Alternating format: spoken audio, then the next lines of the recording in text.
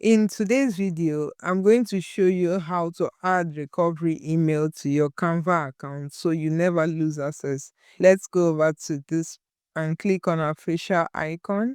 We'll come over to settings here and go over to login, and we'll see this add recovery email address. You will click on add here and you type in your email into this box and then click on continue.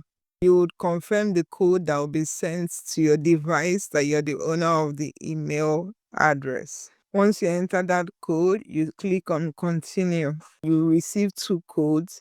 The first code will go to the email address you're adding as a recovery email to make sure you're the owner.